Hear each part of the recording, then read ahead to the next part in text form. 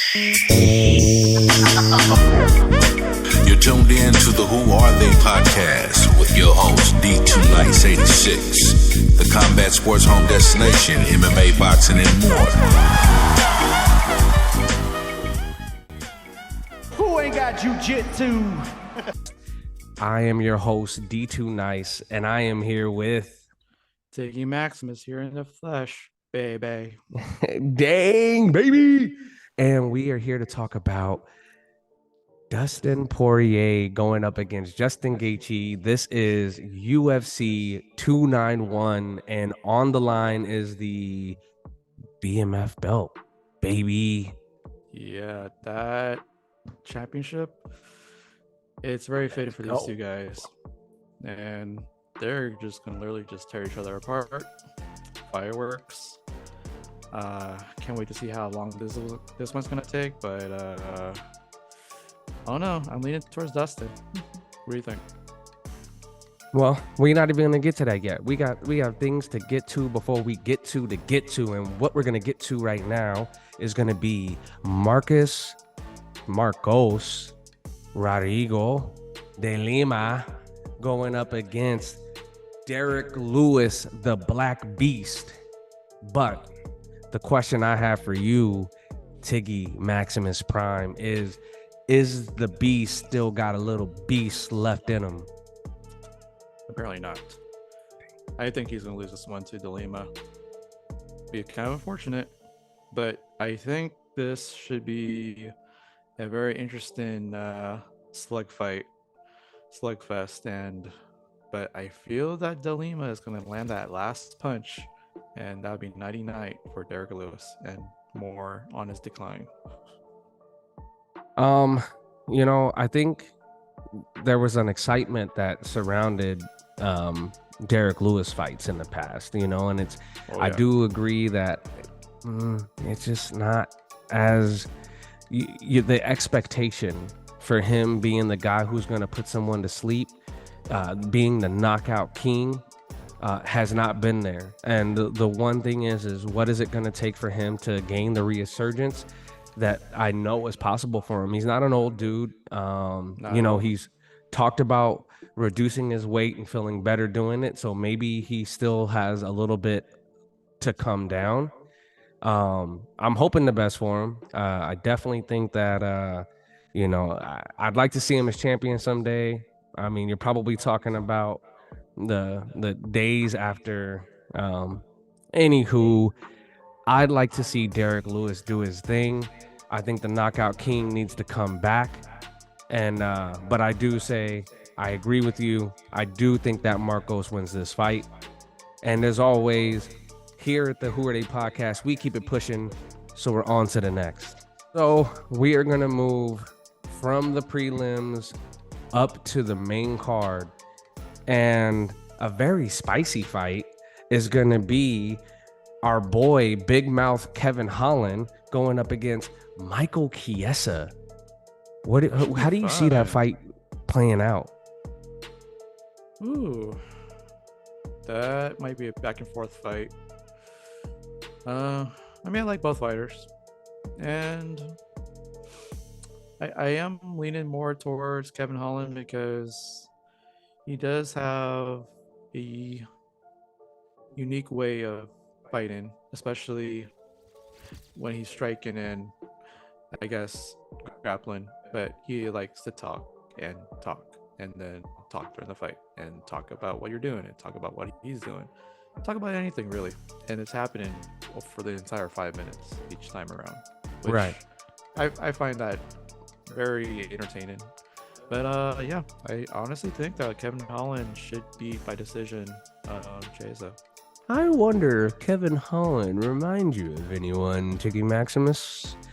but I will say this, I think that gone are the days of the really wild displays of karate moves that you used to see Holland throw. I mean, straight up and down, karate chops and just really wild spinning back kicks and I mean, I feel like there was someone probably sat him down in in a locker room and said, listen, we've got to behave professionally. And I think the problem with some fighters, with just some people in general, is they need to be who they are. And the world says, hey, you need to be this way in order to be liked and be great and whatnot. And I'm not saying that this is exactly what happened, but I just feel like, he had some amazing knockouts when he first got into the UFC. So what's changed? Other than the fact that, you start fighting people who are going to be better as you win, especially coming in, you're on a 5-fight win streak. Amazing. But I just feel like there's a little something that a little Yair Rodriguez like mentality to him, where he would just come with these like weird techniques and it threw his opponents off, I think in big ways. But then more importantly, it allowed him to get amazing knockouts. So I'd like to see a little bit of the old Kevin Holland come back. I know that Chiesa is a dog, man. And so the question is what's that striking going to be between the two men? Is he going to be able to handle what Kevin Holland brings as far as, power? Because Kevin Holland can hit you on the nose if he needs to. But let me ask you, who do you have in this fight? Honestly, I still think that Holland will eke out a victory in this one. And I have a feeling that this actually might end up going 15 minutes. But I do expect a lot of back and forth and maybe some attempts at takedowns. And if he actually had worked on his own grappling skills, more power to Kevin Holland. Michael Chiesa, I think he's right there with him. I just don't feel that Michael Chiesa has enough to beat a guy like Kevin Holland, unless Kevin Holland has a bad night on Saturday. But honestly, I think Kevin Holland has just enough to just get a decision victory in this one over Michael Chiesa. Well, I will say that Kevin Holland has been known to have a few bad nights in the octagon. So it really just depends on which Kevin Holland shows up. Like I said, long story short, I hope that a little bit of the big mouth, a little bit of the old arcade style Kevin Holland comes back, because I think that's going to be the guy who goes on a win streak. I think that's going to be the guy fighting for a title. I don't think the guy who's so focused on wrestling and all that stuff. Don't get me wrong. It's MMA. You got to be able to do it all. You don't have to do it all well, but you got to be able to do it all. That's going to be the guy who's fighting for titles. Now, Michael Chiesa, number 12, this could be a big win for him. Oh, yeah. Anywho, we keep it rolling. Tony, we have the famed Tony Ferguson going up against King Bobby Green. Tell me, how do you see this fight going?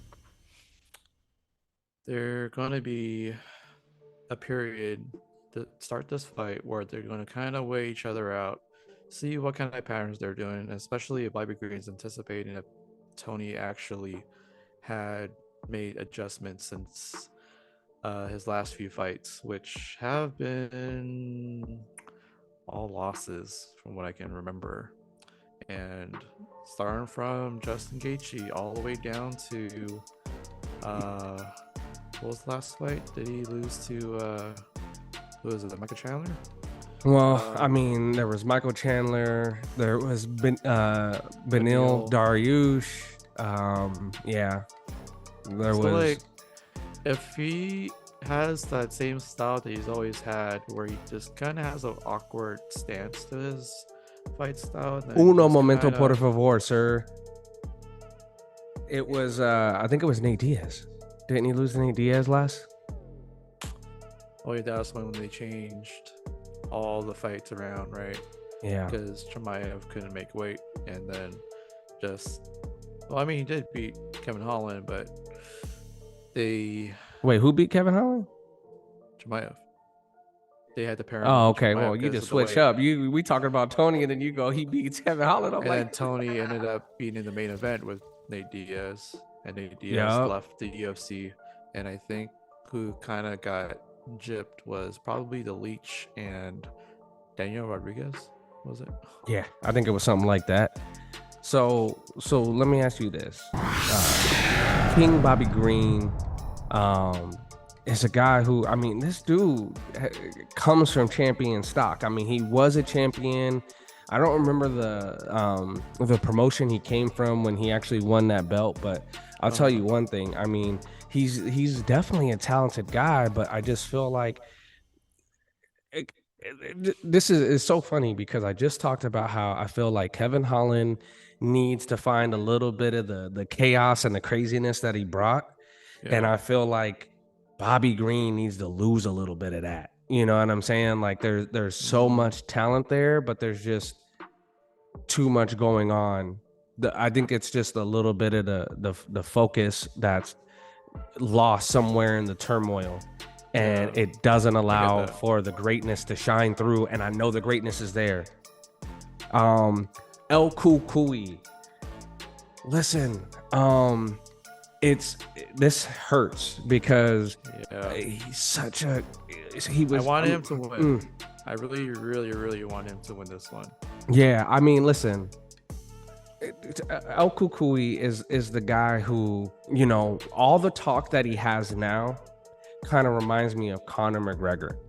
And I say that because a few years back, maybe 3 or 4 years ago, when he was bloodying every man who would even dare to step into the octagon with him, it didn't matter what he said because he was a bad man. And now it's just kind of like, a lot of that stuff just doesn't matter anymore. You know, it's like you're listening to press conferences and you're just like, okay, maybe retirement. And I'm never here to tell a man what he needs to do with his own life, but I'm just saying. So my whole thing is I definitely would like to see again the old Cucuy back. I feel like there's a theme here of guys who just need to make slight changes and could be in title contention in 4 or 5 fights. I don't know, but I will say this: El Cucuy is one of the baddest men on the planet, and we just hope that he finds his way back home because he was the king of devastating fights and exciting performances. You know, he actually got into a big confrontation with Werdum, and this was over like one of those fighter reunion or fighter retreats. Yeah, and stuff. I saw that. And it's weird. You have a lightweight in Tony Ferguson get in the face of a heavyweight of I know, who was, I don't know if he was the heavyweight champ at the time or he was on his way to gain the heavyweight championship, but a heavyweight and a lightweight, I mean, you almost have 100-pound difference, and yet Tony Ferguson really had no problem stepping up to Werdum. No, you know why? Because he said, I cut you with these elbows, baby. I cut you with these elbows. That's what he said. That's what he's thinking in his head. He's like, just one well-placed elbow right across the cheek, and it's all over. All right, well, that's enough about El Cucuy and King Bobby Green. Moving on, as we do here at the Who Are They podcast. So we have Stephen Wonderboy Thompson going up against Michael Pereira. Now, that is a fun one. Oh yeah, especially with Wonder Boy.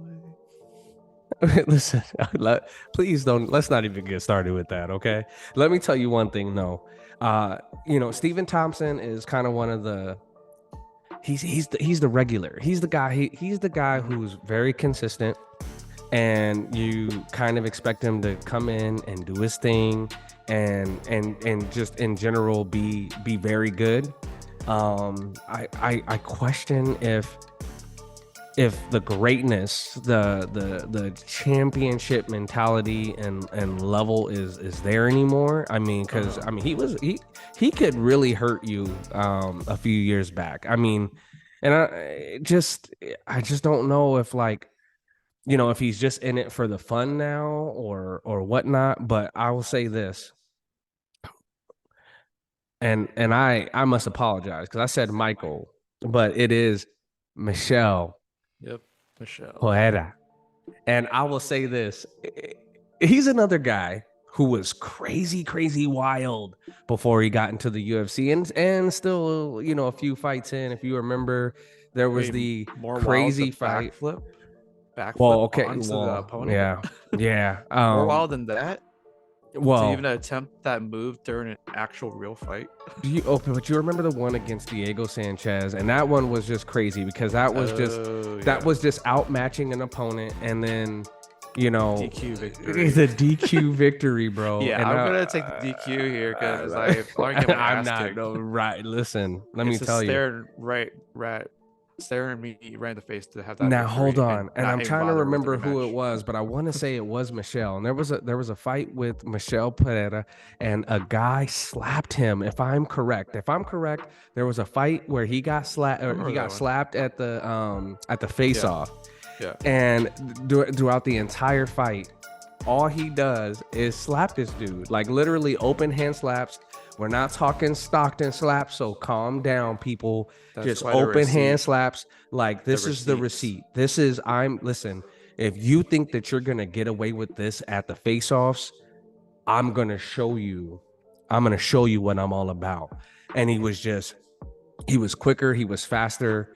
And I mean, that's the one thing about Pereira, is he is just explosive. He's fast, he's powerful, and it makes him a very exciting fighter, but again, a little wild at times. I don't know if that's still who he is now, but I will just say the last few fights he had, they're always a spectacle, and they're what you show up for, they're what you tune in for, they are why you watch. Stephen Wonderboy Thompson is number 7, and I dare say that I think that Stephen Wonderboy Thompson wins, but I will say, I think it's because of the technicality of Stephen, and the wildness that sometimes Michel has shown in the past. And we'll see if he can be composed, because again, you're talking about a guy who has a lot of time already in the octagon. He can do that against guys who haven't had a lot of fights in the octagon, not fighting the best.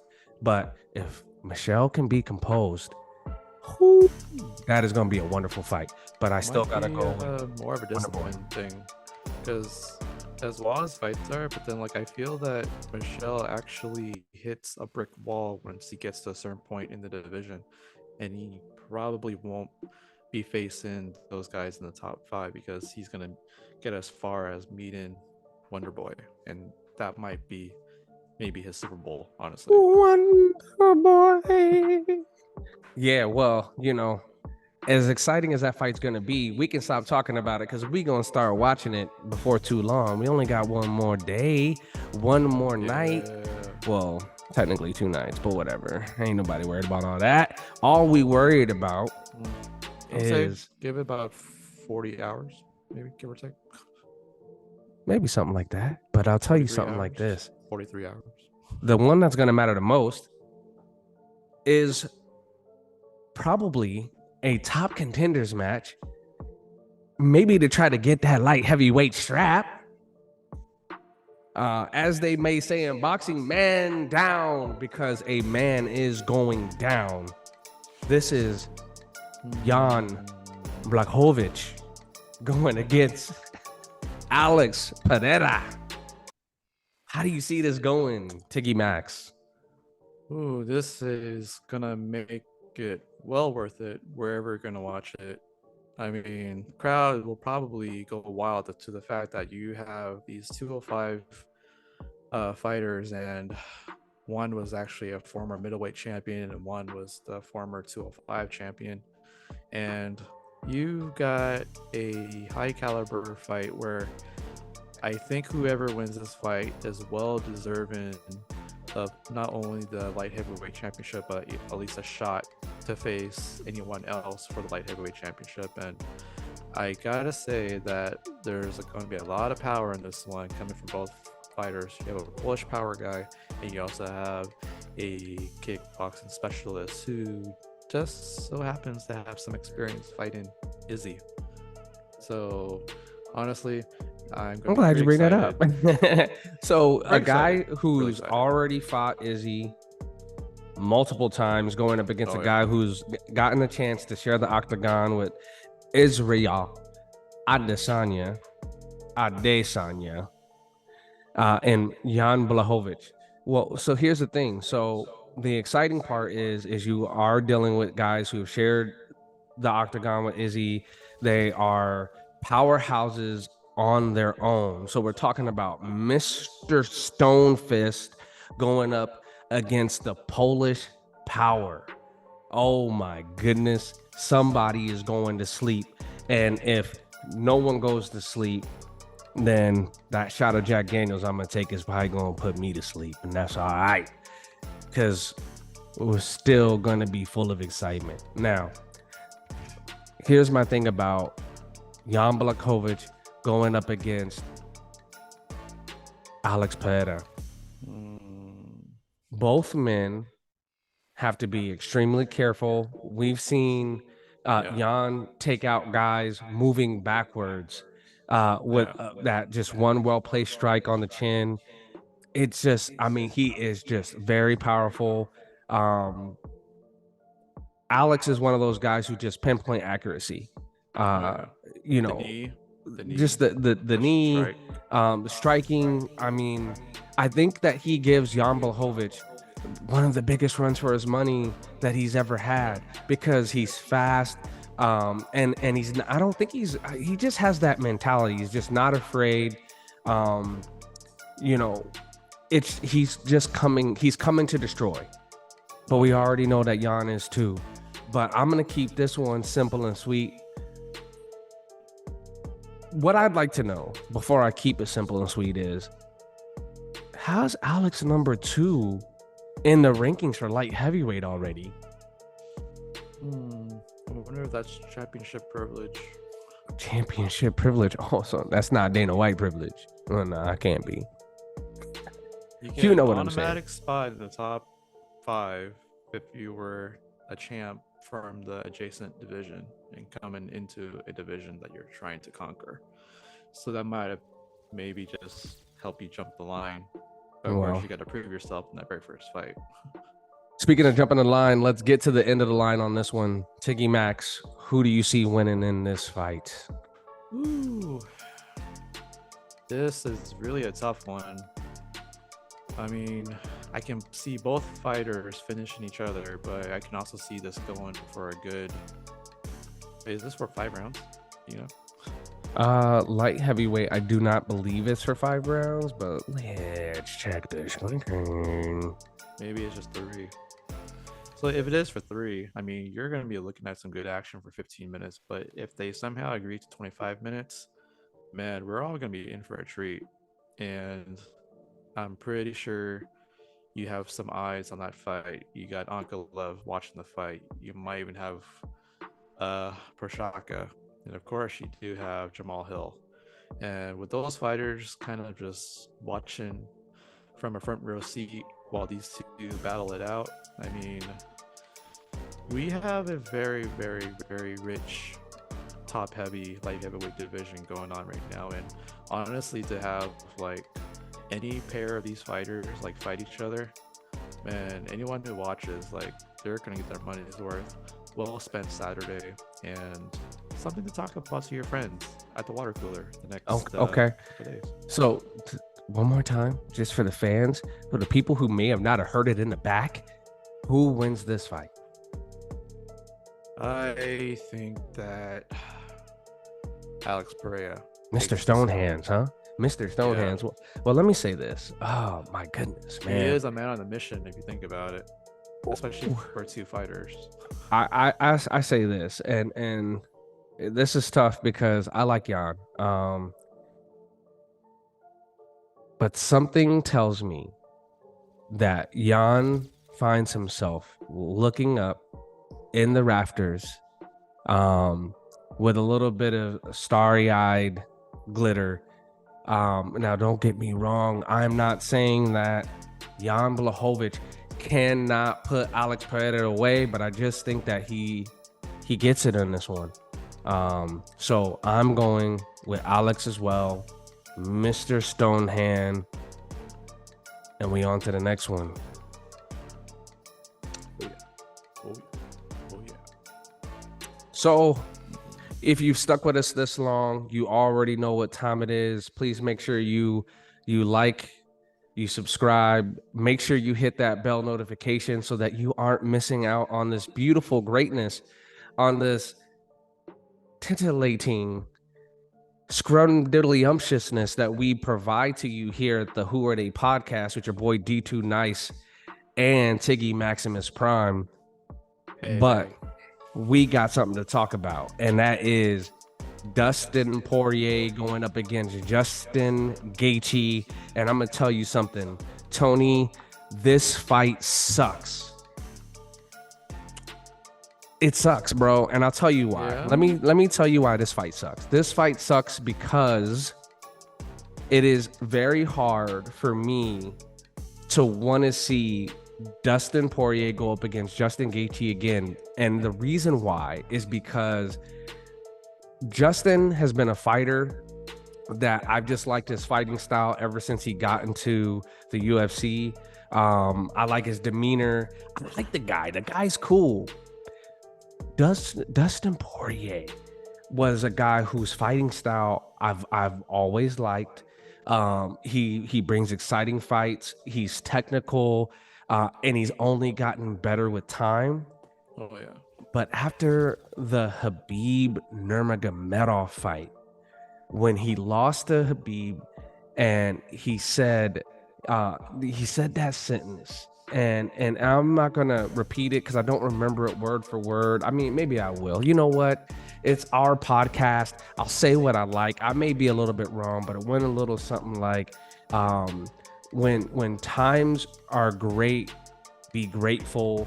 When times are hard, be, I don't know. It was something, but it showed me the real Dustin Poirier, and at least that's how I felt. And I'll say that at that point, not only did I like him as the fighter, I liked him as the man.